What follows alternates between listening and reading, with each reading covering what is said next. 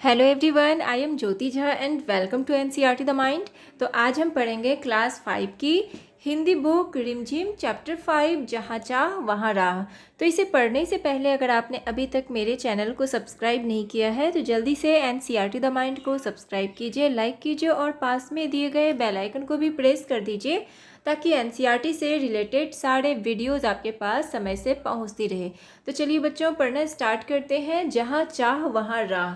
तो देखिए, कहते हैं जहाँ चाह वहाँ राह, तो इसका क्या मतलब होता है?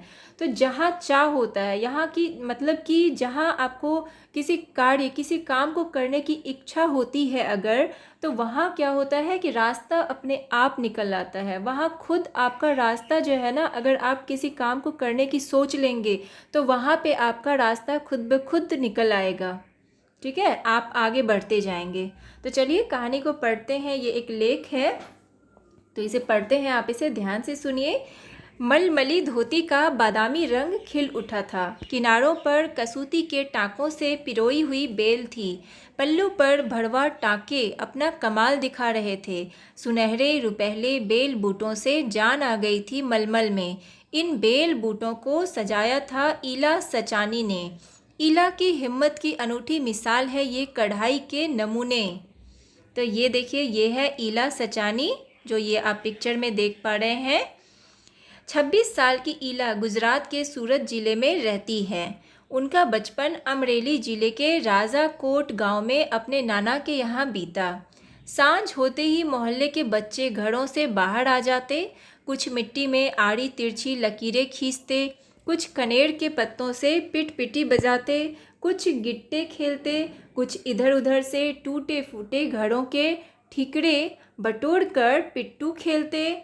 जब इन खेलों से मन भर जाता तो पेड़ की डालियों पर झूला डालकर ऊंची ऊंची पेंगे लेते और ऊंचे स्वर में एक साथ गाते, कच्चे नीम की निबोड़ी सावन जल्दी अइयो रे।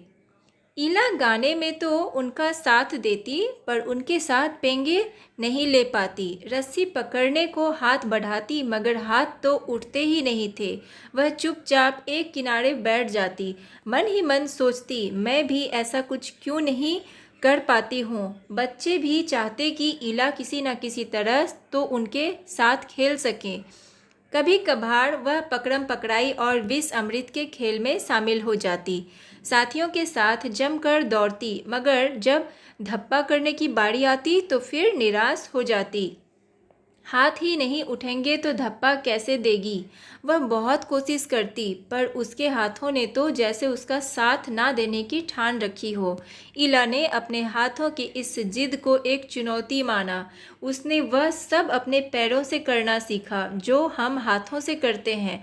दाल भात खाना, दूसरों के बाल बनाना, फर्श बुहारना, अपने कपड़े धोना, तरकारी काटना, यहाँ तक कि तख्ती पर लिखना भी। उसने एक स्कूल में दाखिला ले लिया। दाखिला मिलने में भी उसे परेशानी हुई। कहीं तो उसकी सुरक्षा को लेकर चिंता थी, कहीं उसके काम करने की गति को लेकर।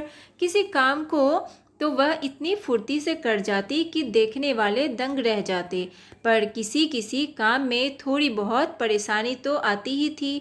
वह परेशानियों के आगे घुटने टेकने वाली नहीं थी। उसने 10वीं कक्षा तक पढ़ाई की।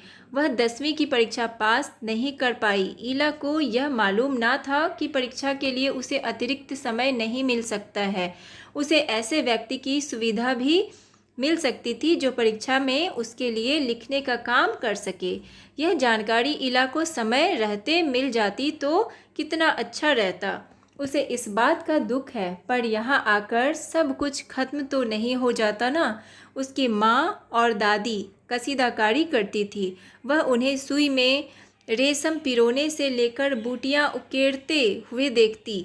ना जाने कब उसने कसीदाकारी करने की ठान ली। यहाँ भी उसने अपने पैर के अंगूठों का सहारा लिया। दोनों अंगूठों के बीच सुई थाम कर कच्चा रेशम पिरोना कोई आसान काम नहीं था, पर कहते हैं ना, जहाँ चाह वहाँ राह। उसके विश्वास और धैर्य ने कुदरत को भी झुठला दिया। 15-16 साल की होते होते ईला काठियावाड़ी कसीदाकारी में माहिर हो चुकी थी। किस वस्त्र पर किस तरह के नमूने बनाए जाए, कौन से रंगों से नमूना खिल उठेगा और टाँके कौन से लगे, यह सब वह समझ गई थी। एक समय ऐसा भी आया, अब उसके द्वारा काढ़े गए परिधानों की प्रदर्शनी लगी। इन परिधानों में काठियावाड़ के साथ साथ लखनऊ और बंगाल भी झलक रहा था। ईला ने काठियावाड़ी टाँकों के साथ साथ और कई टाँके भी इस्तेमाल किए थे।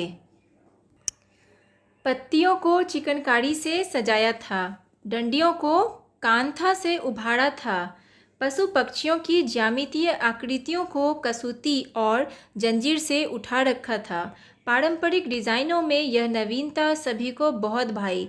ईला के पांव अब रुकते नहीं हैं। आंखों में चमक, होठों पर मुस्कान और अनूठा विश्वास लिए वह सुनहरी रुपहली बूटियां उकेरते थकती नहीं है। तो बच्चों, आपका ये चैप्टर कंप्लीट हो चुका है। तो आपने देखा इस चैप्टर में जहाँ चाह वहाँ राह में ईला ने क्या कुछ नहीं कर दिखाया। उसके हाथ नहीं थे, लेकिन उसने पैरों से ही वो सारा काम किया जो जैसे हाथ से किए जाते हैं जो काम। उसने एक अलग ही मिसाल दी, वो सारा कुछ सीखा, वो आगे पढ़ी भी और वो कसीदाकारी में बहुत ज़्यादा वो आगे भी बढ़ी, सारे काम किए और उसने कितना अच्छा कर दिखाया। तो यही कहते हैं जहाँ चाह वहाँ राह। तो इसलिए उसकी जो चाह थी, उसकी जो इच्छा थी, वो अपनी इच्छा को वो आगे बढ़ाई, प्रबल की। यानी कि अगर उसे करने की इच्छा हुई, अगर उसने ठान लिया कि मुझे ये काम करना है, तो वो आगे करके दिखाई, अपने आप उसका रास्ता आगे बनता चला गया। तो यही है ये चैप्टर। इसीलिए आप भी कोई काम करें तो अपनी इच्छा को पहले एक लक्ष्य बनाएं कि मुझे ये काम करना है। तो फिर देखिए आपका जो है ना, आगे आपका रास्ता बिल्कुल बनता चला जाएगा। आपका कोई परेशानी आपको नहीं आएगी, आप आगे बढ़ते जाएंगे। इसलिए कोई भी अपनी एक एम होना चाहिए, एक लक्ष्य होना चाहिए किसी काम को करने की।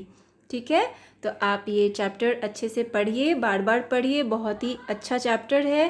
तो आपको कैसा लगा पढ़ के मुझे ज़रूर बताइए। और इस चैप्टर का जो प्रश्न उत्तर है वो मैं आपको अगले वीडियो में बताऊंगी।